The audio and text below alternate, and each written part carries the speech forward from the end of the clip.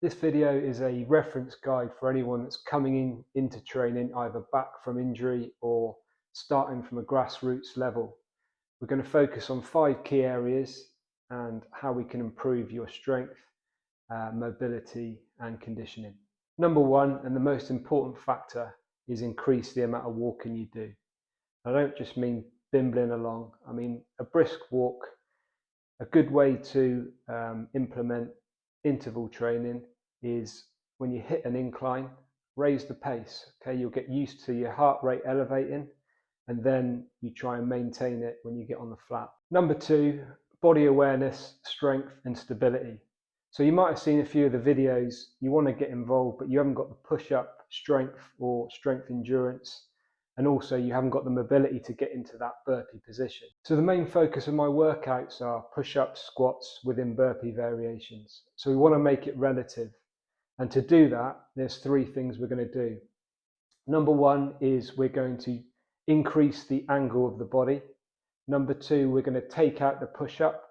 And number 3, we're going to decrease the range of the squat. So the first thing we're going to do is go for a raised surface, something stable, like a sofa or a chair or a bar in a calisthenics park. Okay, set yourself up just behind it. I would suggest roughly 1 foot distance away from the platform. Okay, feet shoulder width apart. First initial thing is to hinge at the hips. So if you put your fingers in the crease of your hips, keeping your knees, soft knees, so just a little bend, and then just lean back and then load the hamstrings. Lean down, place the hands down, nice and stable, and then you're going to walk 1 foot back and then the other. Hold briefly, walk back in, stand up. Okay, that's 1. We'll go for it quick time. Hinge and up. Okay, second exercise we're going to look at is the heels up squat. Why heels up and not flat? Well, there's a couple of reasons. Number 1, it keeps the back in a much straighter position, so you don't require great mobility to get into the squat, even at a deep level. And number 2, it gets the knees over the toes, which is much more prevalent to lifestyle, walking up hills, walking up stairs. So that's what we focus on in the program generally. All right, so set up then. Feet shoulder width apart. You can have your feet slightly facing out or parallel. I like them so the toes are just turned out. Try and keep your body nice and upright. Brace the shoulders and then initiate by pushing the knees forward. Now you can go as low as your mobility allows. See, that is hamstrings touching the calves, and then come back up. Okay, if you're not at that level, it doesn't matter how far you go, what depth. Okay, as long as you initiate the movement and come back up, that is a squat.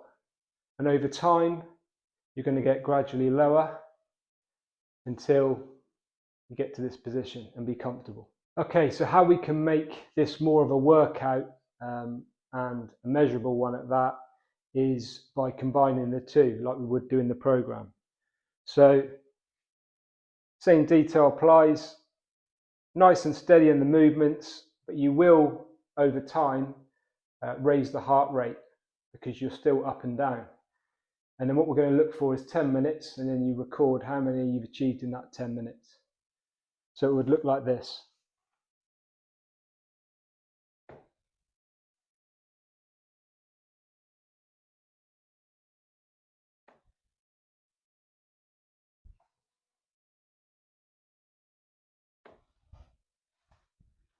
Okay, so what we're trying to achieve from this then is to increase your strength and conditioning.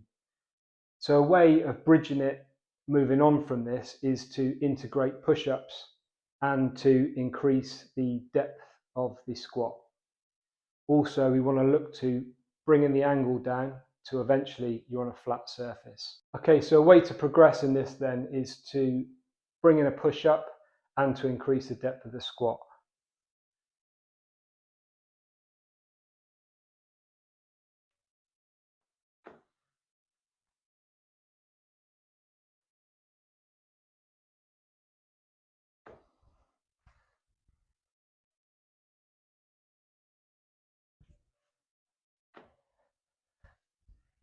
Number 3, scapular strength training. Scapula, or the muscles around the shoulder blade, it's really important to strengthen these. And this is done when in the straight arm position. So if we set up as we did before, in this position, what we want to do is we want to keep the arms locked out completely and then drop the chest towards the sofa. When I get to my end range, push back up,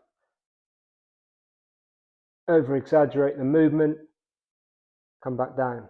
So arms stay straight, keeping the body rigid, head back, down to my lowest point, push up, arms stay straight all the time, shoulders are nice and rounded, tense the core, onto the tiptoes, back down, back up.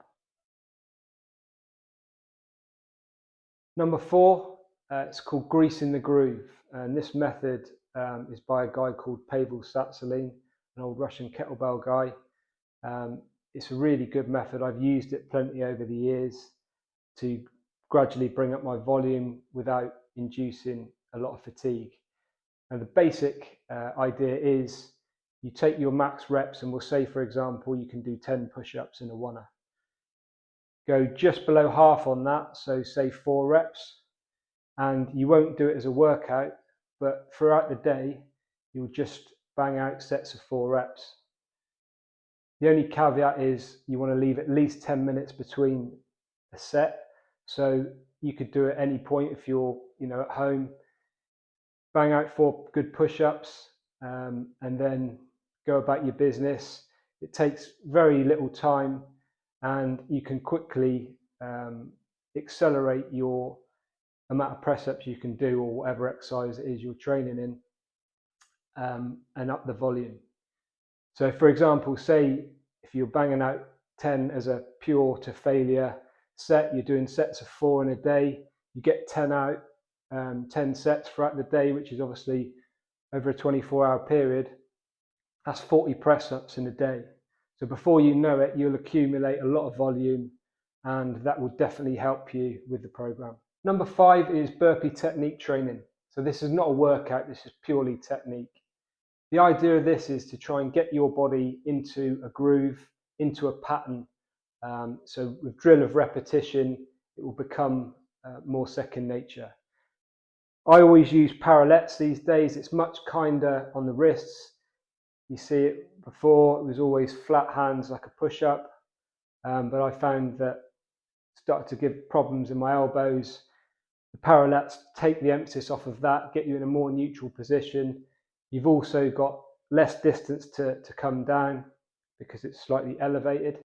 Okay, the first variation we want to look at is basically taking the same position that we're doing on a higher angle elevated surface and then taking it down. So we're still going to, rather than spring out, we're still going to do it slow time, okay? So it starts as did before with the hinge. So this now depends on your flexibility. Some people will want to bend their knees all the way down. Other people with better flexibility will hinge and reach forward, okay? Could be something in between. So you find your groove with that. Right, I'm a little bit in between on that one.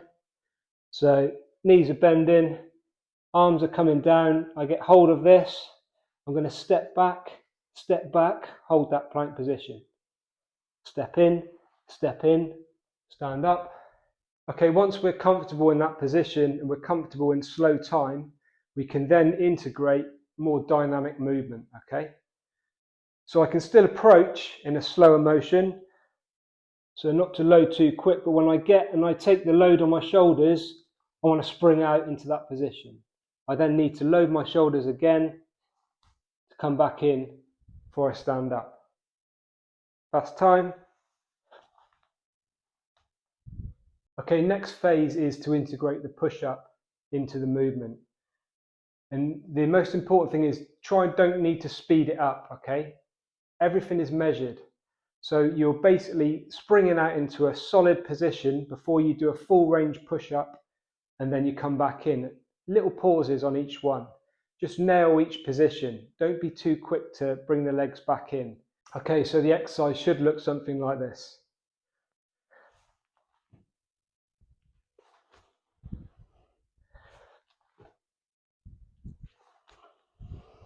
Okay, the next phase is to integrate the squat in with the burpee. So as we would do in any of the workouts. Once we get to this level, we can start looking at the Rite of Passage workouts, which takes you through to the program.